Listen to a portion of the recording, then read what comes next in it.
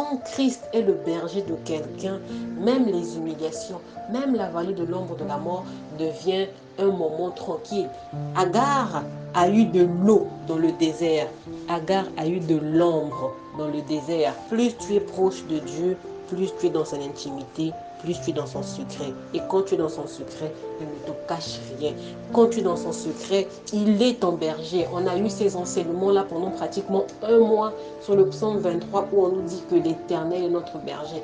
Et oui, même dans le désert, l'Éternel peut susciter des conditions qui seront adéquates, qui seront adaptées pour te permettre que même dans cette saison de sécheresse, que tu ne sentes pas trop le déséquilibre.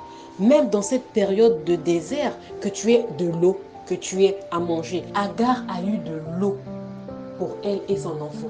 L'Éternel va s'assurer, l'Éternel va te conduire dans ce désert-là, mais étant équipé. Tu seras équipé, tu auras tous les gadgets que quand il y a le soleil, tu peux avoir ton parasoleil pour te couvrir de l'ombre. Quand il y a des tempêtes de sable, tu as de quoi te protéger contre cette tempête de sable, même étant dans le désert. Et oui, il a dit dans Deutéronome, même quand tu étais dans ce désert pendant 40 ans, ton pied ne s'est pas enflé, ton vêtement ne s'est pas usé. Mais dans le même désert, les enfants d'Israël ont mangé le pain que Abraham n'a pas connu, que les autres pères dans la foi n'ont pas connu. Ça veut dire que même dans le désert, l'Éternel peut susciter des éléments qui vont te permettre de ne pas ressentir le soleil accablant qui est dans le désert, de ne pas ressentir cette situation. Agar a eu de l'eau pour elle et son enfant.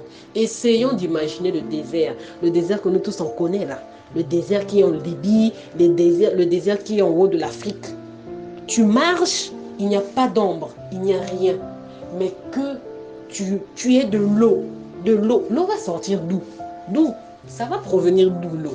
Tu n'as que le sable, tu n'as que la chaleur, tu n'as que le soleil, mais Agar a eu de l'eau pour elle et son enfant. C'était la servante de Sarah. Elle ne priait pas le Dieu d'Abraham.